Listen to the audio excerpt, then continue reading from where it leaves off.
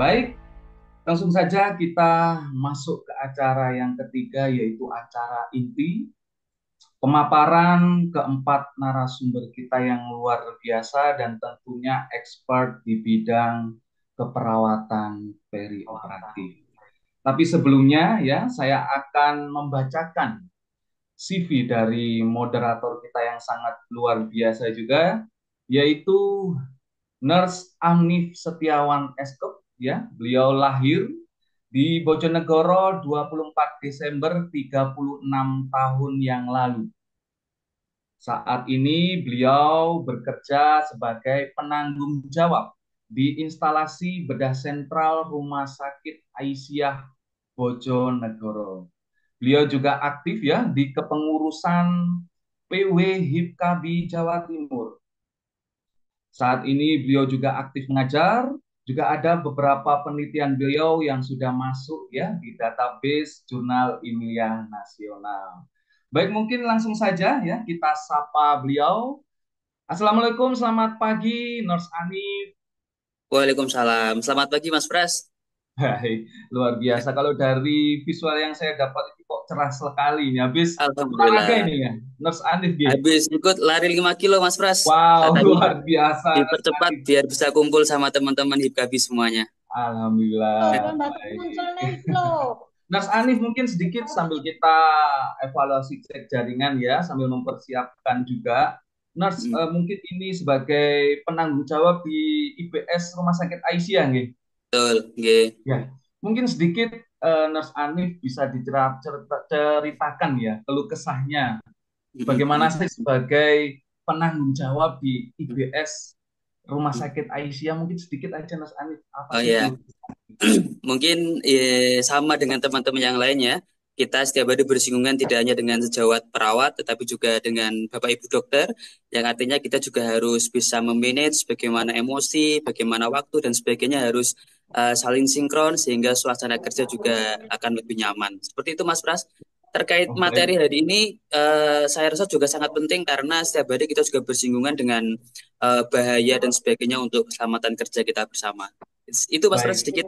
Oke, baik, luar biasa, Nars. Mungkin langsung saja waktu dan ruang Zoom kami persilahkan. Oke, baik, terima kasih. Bismillahirrahmanirrahim. Assalamualaikum warahmatullahi wabarakatuh.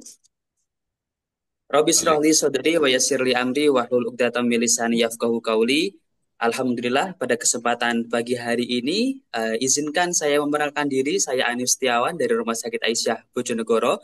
Senang sekali bisa membersamai Bapak Ibu semua perawat-perawat kamar bedah yang luar biasa yang datang dari Jawa Timur dan sekitarnya, bahkan ada yang dari luar Jawa, ya, ada yang dari Batam. Selamat datang dan terima kasih telah bergabung di acara kita pada pagi hari ini.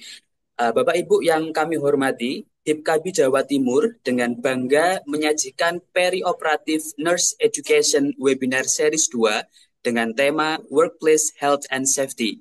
Tema ini tentunya sangat penting bagi kita semua, terutama dalam meningkatkan kesadaran dan kemampuan perawat dalam menjaga kesehatan dan keselamatan kerja sehari-hari. Bapak Ibu yang kami hormati, hari ini kita akan memiliki dua sesi diskusi yang sangat menarik dengan empat pemateri yang sangat berpengalaman. Di antaranya, yang pertama tentang airborne precaution in operating room for suspected TB infection yang akan disampaikan oleh Nurse Samsul Ma'arif. Kemudian nanti juga ada surgical smoke hazard and control yang akan disampaikan oleh Nurse Jumanto SMKes SP Kep MB. Dan yang ketiga, nanti kita akan diskusi tentang safety protocol for prevention HIV transmission in operating room yang akan disampaikan oleh Nurse MKep MHKes. Dan yang terakhir, nanti kita akan diskusi tentang hazard of waste anesthetic cases at it controls yang akan disampaikan oleh Nurse Umar Faruk MHKes CMC. Nah, baik Bapak Ibu, peserta PENUS 2 yang kami hormati, kalau tadi Mas Pras sama Pak Umar sudah berpantun ria, saya sedikit pantun yang setiap hari sudah kita kenal, ikan sepat, ikan gabus. Nah, semakin cepat, semakin bagus. Nah, tanpa menunggu lama-lama, mari kita mulai sesi pertama kita dengan dua pemateri yang sangat menarik. Untuk itu, izin saya sapa terlebih dahulu Bapak Samsul Ma'arif. Assalamualaikum, Abah. Waalaikumsalam. Oke, selamat pagi Alhamdulillah. Gimana semuanya. Abah? Sehat Abah? Alhamdulillah. Alhamdulillah. Ya, alhamdulillah. Abah mungkin sambil menyiapkan materi, izin saya menyampaikan dari CV dari Abah Samsul ya. Ya, Bapak Oke. Ibu izin menyampaikan kurikulum vitae dari Nurse Samsul Ma'arif. Beliau lahir di Gresik 6 Mei 1972.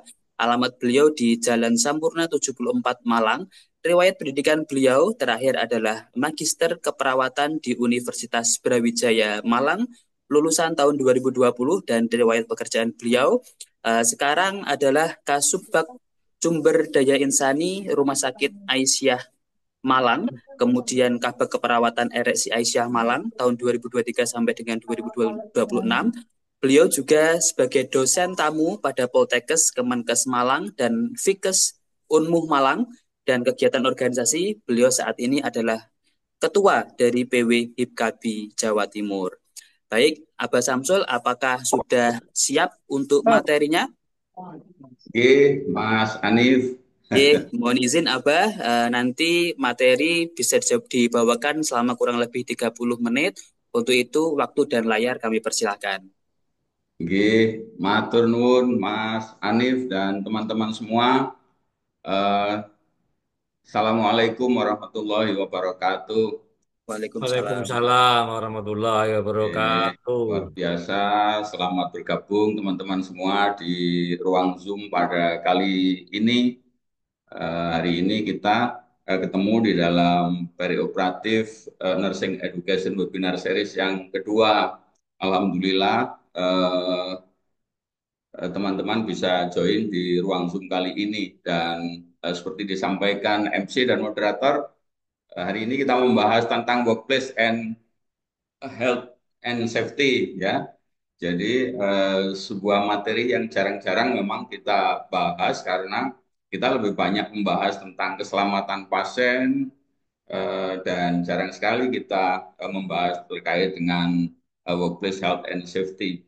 Materi yang pertama kita kali ini adalah airborne disease management in the operating room. Jadi ini juga demikian. Selama ini kita lebih sering membahas tentang infeksi luka operasi, begitu.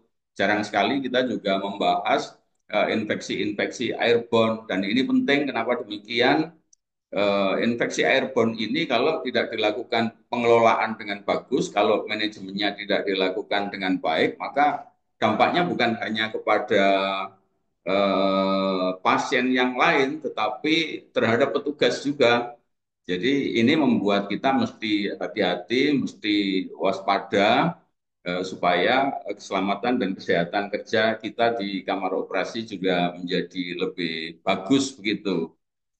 Kita pernah teman-teman pada beberapa tahun yang lalu, kalau di Indonesia itu kan mulai tahun 2020 sampai dengan 2021, kita nampaknya berada pada kewaspadaan yang tinggi terhadap airborne infectious disease ini, yaitu pada saat ada pandemi COVID-19. Tetapi ketika itu sudah reda, nampaknya kewaspadaan kita itu juga sama-sama kendor begitu, sehingga ini menjadi penting. Apakah betul kewaspadaan itu dikendorkan terhadap infeksi airborne itu? Hari ini yang akan kita bahas, teman-teman. Bapak Ibu sekalian, sedikit review, ya.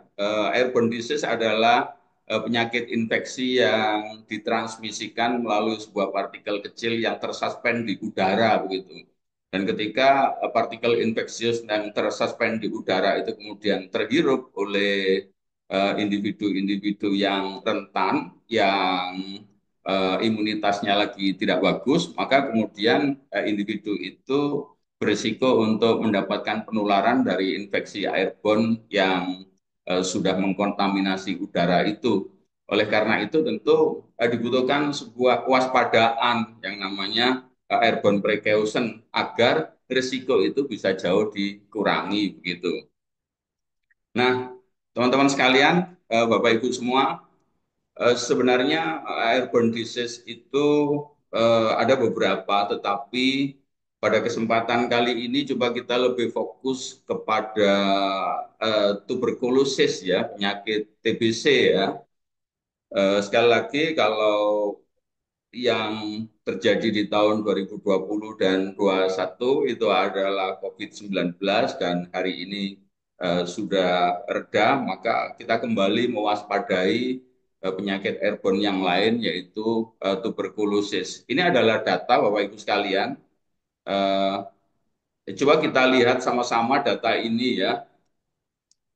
Ini adalah data yang saya dapatkan dari WHO. Jadi kalau kita melihat pasien yang mendapatkan eh, tertular penyakit infeksi TBC ini di dalam tahun 2023 itu sebanyak 10 juta, hampir 11 juta, 10,8 juta Bapak Ibu sekalian. Dan dari 10,8 juta itu total kematiannya adalah 1.250.000 orang mati di tahun 2023 akibat TBC. Ini adalah sebuah angka yang luar biasa tinggi, sehingga dikatakan oleh WHO bahwa TBC itu adalah leading cause of death, jadi penyebab kematian yang utama gitu, yang disebabkan karena penyakit infeksi. Ini menjadi suatu kewaspadaan kita, jadi karena WHO sudah mengatakan bahwa TBC itu menjadi penyebab utama kematian akibat infeksi. Nah, pada tahun yang lalu memang sempat COVID itu menggeser posisi TBC, tetapi hari ini TBC itu kembali menjadi penyebab kematian yang utama, dan ini harusnya memunculkan kehati-hatian kita, kewaspadaan kita, perawat kamar operasi, karena nanti kita akan jelaskan bahwa penularan itu juga mungkin terjadi di kamar operasi. Kemudian data WHO juga mengatakan ternyata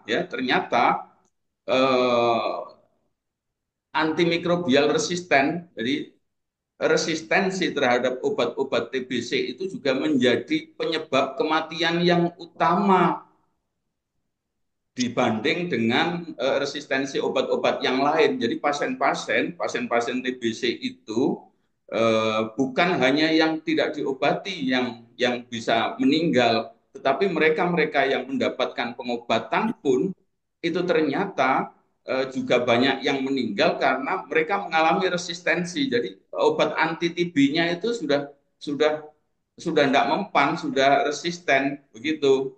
Sehingga sekali lagi TBC menjadi sebuah problem yang cukup harusnya kita waspadai. Selain menjadi penyakit infeksi yang menjadi penyebab pertama kematian, ternyata resistensi terhadap obat-obat TBC itu juga sangat besar dan itu mengundang keprihatinan kita. Nah, kemudian Bapak Ibu sekalian, yang kedua ya, coba di yang tulisan yang di bawah ini kita lihat ternyata kasus baru dari TBC itu terbesar itu terjadi di negara-negara Asia Tenggara dan Pasifik Barat. Dan Indonesia adalah salah satu dari negara dengan kasus baru TBC yang terbesar di dunia. Kenapa demikian Bapak Ibu? Karena kita tahu bahwa eh, apa namanya kondisi di negara kita itu kemiskinan juga begitu banyak ya, sehingga kapan hari dikatakan di dalam pidato Pak Presiden itu 25 juta dari anak itu berangkat sekolah dalam keadaan kelaparan gitu, belum sarapan gitu. Dan karena kemiskinan, karena nutrisi yang kurang, maka imunitasnya kemudian buruk, dan dengan imunitas buruk itu maka kasus baru TBC itu menjadi luar biasa besar di Indonesia. Oleh karena itu dari dua latar belakang ini harusnya menjadi kewaspadaan bagi kita bahwa ternyata penyakit TBC itu juga sesuatu yang perlu diwaspadai luar biasa karena kasus barunya begitu besar di Indonesia begitu. Bapak Ibu sekalian, ini adalah hal yang perlu kita perhatikan betul. Jadi jangan pernah menyangka bahwa TBC itu hanya bisa ditularkan melalui batuk dan bersinnya orang-orang yang mengalami TBC paru ya. Jadi kalau di kamar operasi khususnya itu ada beberapa prosedur yang bisa berisiko untuk menularkan partikel aerosol yang terinfeksi oleh penyakit TBC itu. Apa itu? Kalau kita lihat di dalam gambar yang di bawah, ini adalah prosedur intubasi, ya kan? Coba kita bayangkan, andai seorang itu mendapatkan TBC paru, kemudian dilakukan intubasi dengan cara seperti ini, yang melakukan intubasi itu begitu dekat dengan sumber aerosolnya, kemudian dia hanya menggunakan masker bedah biasa. Nah, ini sangat berisiko sekali karena prosedur intubasi itu sangat berisiko untuk menghasilkan partikel aerosol yang infeksius. Yang lain adalah eh, Bapak Ibu sekalian, jadi bukan hanya paru, TBC ekstrapulmoner pun seperti abses TB misalkan, yang lagi di drainase, yang lagi di insisi, itu juga berisiko untuk menghasilkan partikel aerosol yang infeksius. Ya, ini kita biasanya sering ya setelah di insisi gitu disemprot-semprot dengan air dengan begitu kencengnya. Nah, pada saat kita melakukan penyemprotan dengan kenceng itu kan abses ini teraerasi gitu. Jadi partikel aerosol infeksiusnya bisa terbang, bisa menjadi airborne dan berisiko dihirup oleh petugas pada saat petugas itu tidak waspada, begitu Bapak Ibu sekalian. Nah, hal yang perlu kita sadari adalah hasil riset ini bahwa riset itu menunjukkan bahwa manipulasi TBC ekstrapulmoner ternyata itu juga berisiko untuk menularkan TBC pada petugas. Jadi jangan disangka bahwa TBC yang menular itu hanya TBC paru. Iya, kalau di ruang isolasi barangkali iya. Iya, kalau di rumah barangkali iya. Tetapi ketika di kamar operasi, TBC ekstrapulmoner itu dimanipulasi, entah itu abses TBC dimanapun, entah itu TBC tulang belakang atau dimanapun, ketika dimanipulasi, itu berisiko menghasilkan partikel aerosol yang infeksius dan bisa menularkan kepada siapapun. Ini adalah artikel yang nanti bisa dibaca oleh Bapak Ibu semua gitu ya. Saya sertakan linknya, nanti silakan dipelajari Bapak Ibu sekalian. Selanjutnya, sedikit data, ini airborne disease juga di beberapa negara hari ini memang masih menjadi problem kecil, tetapi alhamdulillah di Indonesia itu sudah tidak lagi menjadi problem begitu. Kalau kita lihat 3 tahun yang lalu ya, mulai 2019, 20 dan 21, coba kita lihat itu kasus COVID-19 di dunia itu 776, hampir 777 juta ya pasien terinfeksi oleh COVID-19 dengan kematian 7 juta lebih Bapak Ibu sekalian. Dan kalau kita lihat di Indonesia itu di bawah itu Bapak Ibu sekalian, kita lihat di Indonesia itu kasusnya hampir mencapai 7 juta dengan jumlah kematian 162.000. Ini adalah yang dilaporkan ke WHO. Ini data WHO, saya dapatkan dari WHO.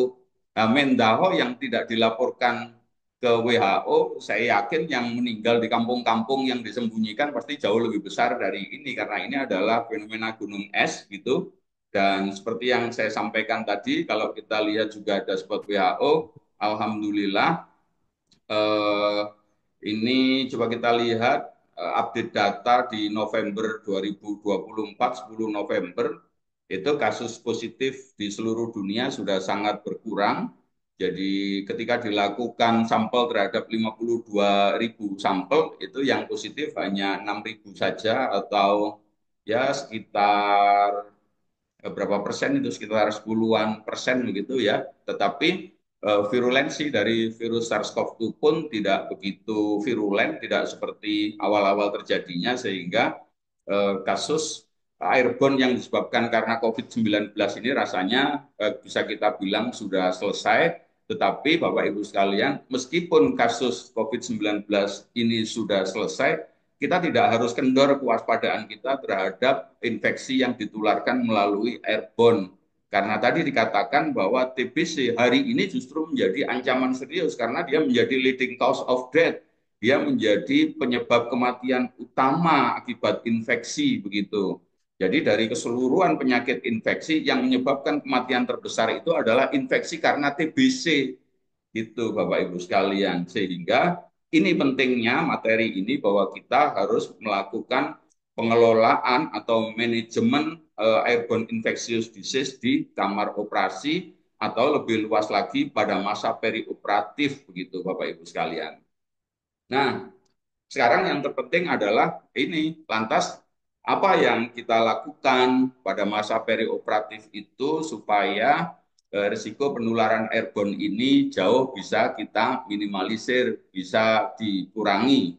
Yang pertama adalah Bapak Ibu sekalian, pada saat preoperatif itu pasien mesti dianjurkan untuk mandi ya. Jadi ini tidak hanya pasien TBC, pasien-pasien yang lain juga harus mandi, tetapi khusus pada pasien TBC, ketika mereka adalah TB paru, maka kita mesti harus sudah memahami bahwa begitu pasien itu batuk, begitu pasien itu bersin di ruang isolasi, maka partikel airborne itu bisa jadi nempel di kulitnya pasien, di rambutnya pasien, gitu ya.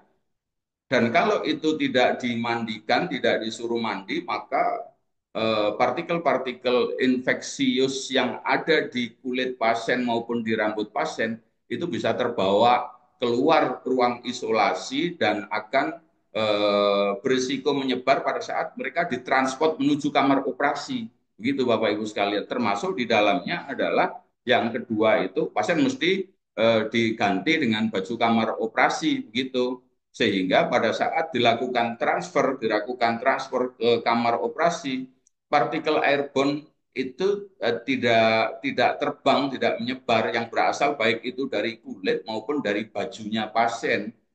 Oleh karena itu bajunya juga harus diganti dan yang ketiga adalah pada saat pasien itu akan ditransfer dari ruang isolasi ke kamar operasi, mereka juga mesti harus disuruh mengenakan masker dan diajarkan bagaimana harusnya ketika mereka batuk dan bersin misalkan. Nah, itu adalah hal yang penting. Dan yang keempat, Bapak Ibu sekalian, dekolonisasi oral. Jadi pasiennya disuruh kumur-kumur dengan larutan povidone iodin 1%. Kenapa demikian? Supaya jumlah koloni yang ada di nasofaring dan orofaringnya itu jauh berkurang gitu sehingga bahaya atau risiko itu bisa jauh dikurangi sehingga preoperatif dekolonisasi atau kumur dengan povidone iodin sebelum ditransfer ke OK menjadi sebuah prosedur yang bisa jauh mengurangi risiko penularan. Nah, ini adalah apa namanya hasil riset. Silakan Bapak Ibu dilihat. Jadi povidone iodin itu juga bisa mereduksi jauh jumlah mikroorganisme yang ada di orofaring maupun di nasofaringnya dari pasien itu. Berikutnya Bapak Ibu sekalian, nah ini juga menjadi hal penting yang nampaknya kita sudah kendor, kita sudah lupakan ini. Kita masih ingat Bapak Ibu sekalian ya, pada saat COVID itu, eh, pada saat COVID semua petugas itu bingung dengan respirator. Mereka semua menggunakan respirator sampai respirator itu langka, dicari sulit gitu ya.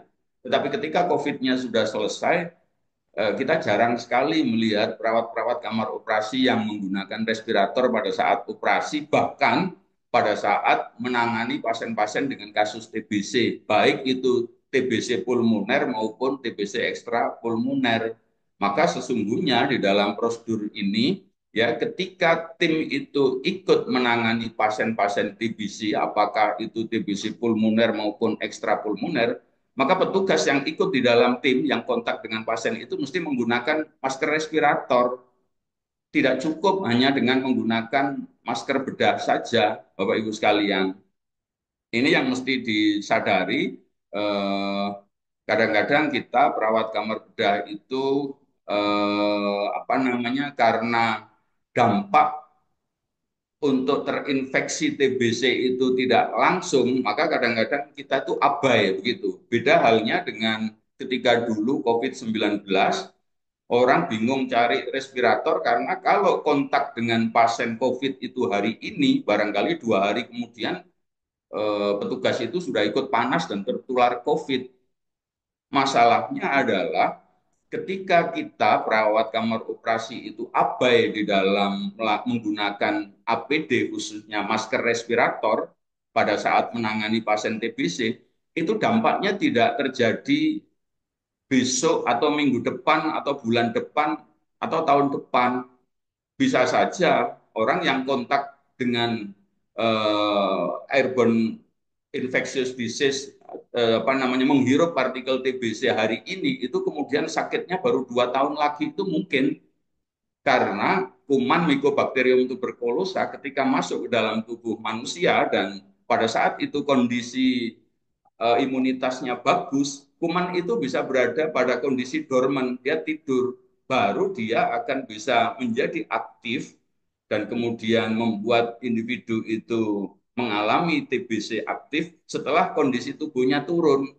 Nah, oleh karena itu kewaspadaan ini mesti disadari. Jadi jangan merasa bahwa, oh, aku enggak apa-apa kok. Wong kemarin juga kontak dengan pasien TBC, minggu kemarin juga kontak dengan TBC, bulan kemarin juga kontak dengan TBC, tapi sekarang juga enggak apa-apa kok gitu.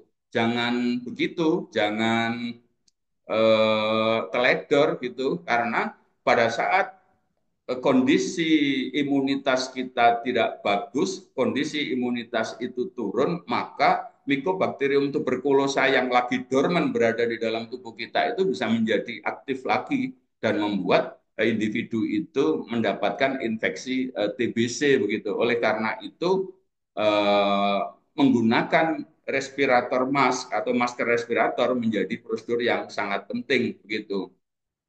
Kalau kita lihat yang sering digunakan itu N95, itu bagus, dia bisa menyaring partikel yang lebih kecil dari 0,3 mikron dan kebocorannya itu, efektivitasnya itu ya dikatakan 95%. Ya, hanya saja Bapak Ibu sekalian, eh, ini saya lewati aja bagaimana cara menggunakan respirator, pasti Bapak Ibu sudah tahu. Nah, ini yang perlu diperhatikan Bapak Ibu sekalian. Jadi, karena tadi dikatakan bahwa masker respirator itu bisa menyaring partikel 0,3 milimikron dan dengan kebocoran tingkat efektivitas 95% dengan kebocoran yang hanya 10% karena begitu ketat N95 itu, maka perhatiannya adalah ketika ada tim operasi yang sudah cukup usia gitu, mungkin di atas 55 atau di atas 50 gitu, kemudian ketika ada tim operasi yang ada riwayat penyakit paru kronis atau tim operasi yang punya riwayat penyakit jantung, minum CPG, minum ISDN, atau ketika ada teman kita yang lagi hamil, itu mesti hati-hati kalau menggunakan masker N95, itu mesti dipertimbangkan betul.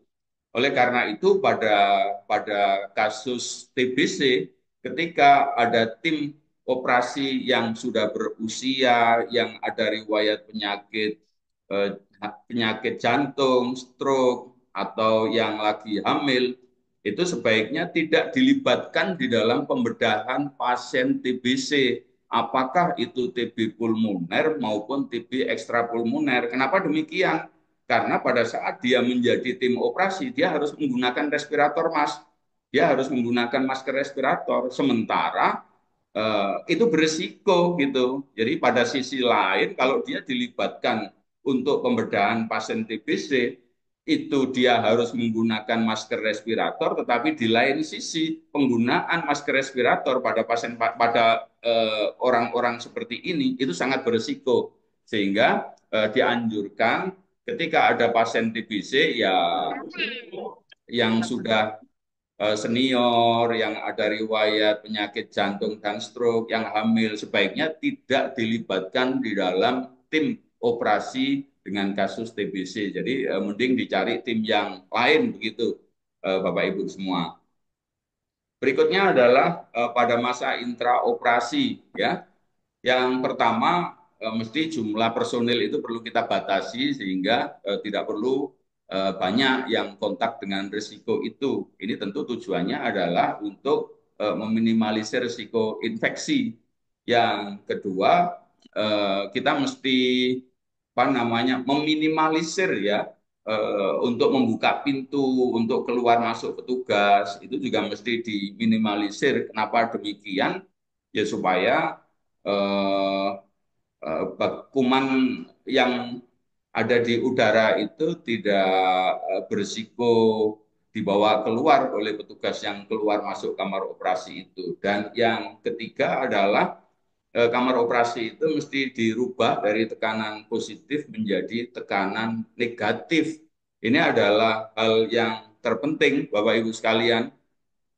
Coba kita lihat gambar ini. Jadi, perubahan tekanan kamar operasi dari tekanan positif menjadi tekanan negatif itu sebenarnya sangat penting pada airborne disease, khususnya TBC begitu. Kenapa demikian? Coba kita lihat ketika tekanan di dalam ruangan kamar operasi ini positif, kemudian pintu koridor ini dibuka, maka pasti udara itu akan keluar ke koridor yang ada di samping ini. Nah, ketika partikel infeksius airborne itu keluar ke koridor, maka orang-orang yang ada di koridor ini yang berisiko mendapatkan partikel airborne yang infeksius itu ketika tekanannya positif. Oleh karena itu, pada kasus airborne disease, khususnya TBC, maka tekanan positif itu harus dirubah menjadi tekanan negatif. Supaya apa? Supaya ketika pintu ini dibuka, partikel airborne yang infeksius itu tidak lari ke koridor. Dia akan disedot masuk di pojok-pojok ruang OK yang ada return grill-nya itu.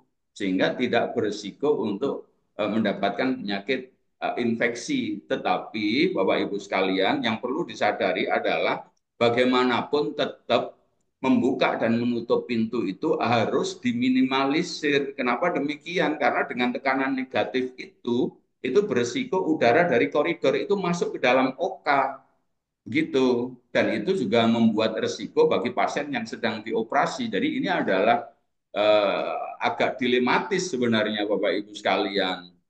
Oleh karena itu, maka sekali lagi saya mengingatkan ketika ada operasi dengan airborne disease khususnya TBC, maka meminimalisir buka dan nutup pintu ini menjadi sesuatu yang penting. Di samping memang tekanannya mesti dirubah dari tekanan positif menjadi tekanan negatif gitu.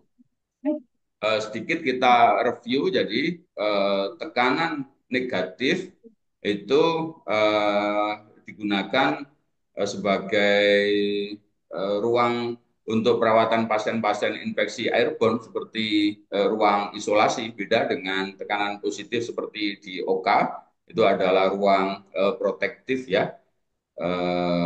Ini saya kira tidak perlu. Pada intinya adalah membuat tekanan positif dan negatif itu kan tergantung dari flow volume udara yang dimasukkan ke dalam kamar operasi. Ketika udara yang dimasukkan ke dalam kamar operasi itu lebih besar volumenya dibanding yang keluar, maka kamar operasi itu menjadi bertekanan positif. Jadi ini gambar ini, saya kembali ke gambar ini. Jadi ini dari atas itu ada suplai udara steril kan, kemudian udara itu akan keluar dari sudut-sudut OK. Ketika suplai udara yang dari luar ini lebih besar dari udara yang keluar melalui return grill, maka tekanannya akan positif. Demikian sebaliknya, ketika kita buat udara yang keluar lewat bawah, lewat return grill ini menjadi lebih besar volumenya daripada udara yang masuk, udara steril yang masuk dari atas, maka kamar operasi akan menjadi tekanan negatif. Begitu, Bapak Ibu sekalian. Nah, yang terpenting lagi adalah kita mesti berupaya untuk meminimalisir ya prosedur-prosedur yang menghasilkan partikel aerosol yang infeksius itu. Jadi salah satu caranya adalah kalau melakukan intubasi itu mesti dipastikan bahwa kerja dari muscle relaksannya sudah betul-betul bagus begitu ya. Dan diperkirakan itu setelah setelah 5 menit ya pemberian apa namanya itu yang dipompa itu obat anestesi agent.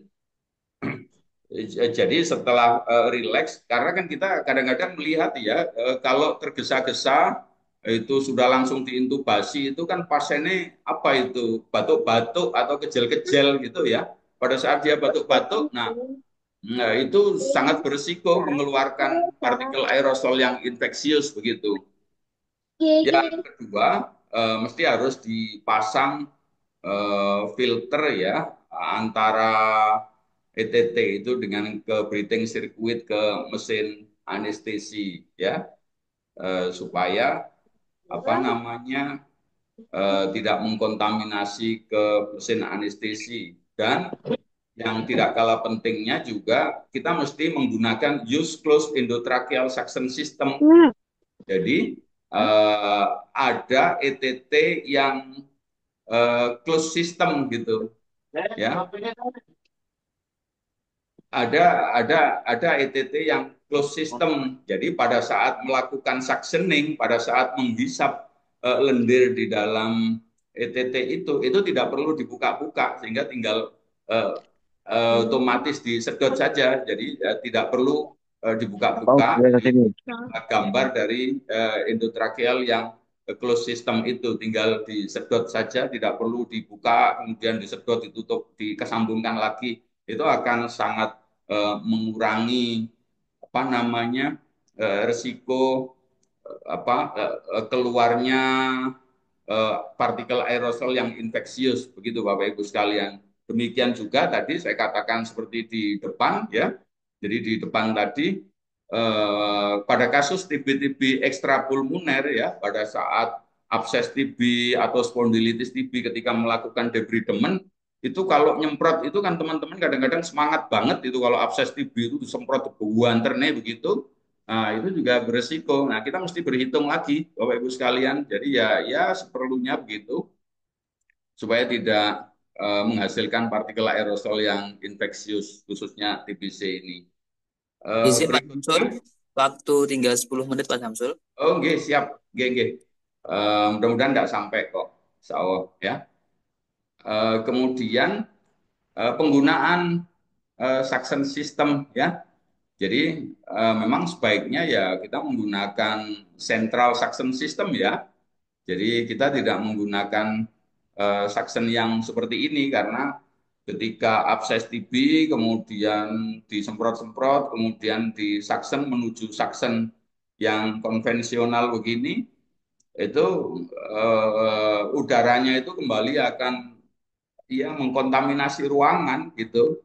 Jadi partikel airnya disedot, absesnya disedot, tetapi kemudian justru suction yang seperti ini itu menghasilkan partikel aerosol lewat belakangnya mesin ini, udara itu kan keluar lewat lewat bawahnya mesin ini. Beda kalau suction yang sistem sentral, jadi dia langsung outletnya berada di dinding dan eh, udaranya langsung keluar, terdilusi di luar kamar operasi. Begitu Bapak Ibu sekalian. Jadi mesti menggunakan central suction system.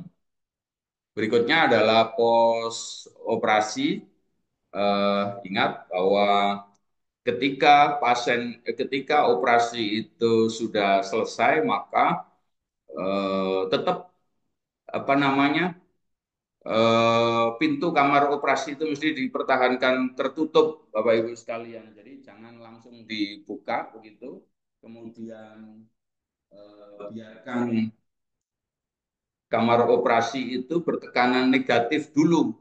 Jadi biarkan bertahan negatif dulu sampai kira-kira 45 menit sampai 60 menit supaya apa? Supaya partikel airborne yang infeksius di kamar operasi itu keluar dulu, biar bersih dulu begitu.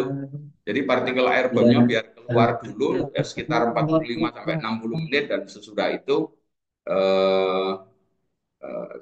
sudah bisa lagi kamar operasi itu atau udara kamar operasi itu dinyatakan bersih dari partikel airborne yang infeksius. Kemudian yang kedua adalah pasien itu tidak perlu dipindah ke ruang pacu atau ke ruang recovery room. Jadi setelah operasi kan dipastikan dia recovery di dalam kamar operasi, dia selesai, kemudian langsung dibawa ke ruang isolasi, ke ruang negative pressure, ya. Tidak perlu pasien itu diampirkan di pacu maupun di recovery room. Kemudian pos anestesi juga ingat, petugas juga mesti melepas seluruh APD-nya di kamar operasi itu, gitu. Dan tentu jangan lupa setelah melepas APD pasti cuci tangan. Sekali lagi mengingatkan teman-teman, TBC itu juga berbahaya, jadi tidak hanya pada saat COVID saja kita waspada terhadap airborne disease di kamar operasi, tetapi hari ini pun sekali lagi kalau diketahui memang ada TB yang aktif, maka kita juga mesti harus waspada, Bapak Ibu sekalian. Dan ini adalah terkait dengan instrumen reprocessing, ya. Jadi khusus pada kasus TBC direndam dengan natrium hipoklorit 0,05%, dan saya sampaikan pada teman-teman ini tidak boleh untuk penggunaan rutin karena tidak bagus juga untuk kesehatan kita. Ya, sodium hipoklorit itu di samping risiko korosif terhadap alat, tetapi pada kasus-kasus tertentu seperti TBC itu juga bisa dilakukan prosedur ini, gitu. Dan kemudian airway equipment, jadi peralatan-peralatan airway seperti laringoskop itu, ya, itu mesti sebelum dibawa ke ruang dekontaminasi mesti dimasukkan di dalam plastik dan kemudian disil, disegel gitu, supaya partikel infeksius yang nempel di alat itu tidak terbang pada saat transfer. Termasuk juga alat-alat airway seperti endotracheal tube itu sebelum dibuang ke tempat sampah itu mesti dimasukkan di dalam plastik yang tersegel gitu, supaya di tempat sampah itu meskipun itu adalah tempat sampah infeksius itu ya sudah tidak mungkin menghasilkan partikel infeksius lagi, sehingga harus dimasukkan di dalam klip plastik yang tersegel dengan baik. Demikian juga dengan linen, ya, hati-hati pada saat mentransfer linen dari kamar operasi ke unit laundry, dia mesti dimasukkan di dalam plastik yang ditutup dengan rapat yang tidak bocor, dan kemudian baru dibawa ke unit laundry supaya pada saat transfer itu tidak berisiko partikel aerosol ini terbang dan bisa menyebar kemana-mana. Itu menjadi hal penting.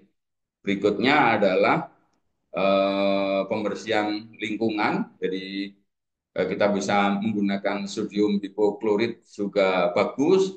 Kita juga bisa menggunakan phenol 0,5% juga bagus. Dan sekali lagi anjuran ini bukan untuk penggunaan rutin, tetapi dianjurkan pada pasien pada operasi dengan kasus penyakit TBC, airborne disease khususnya TBC ini.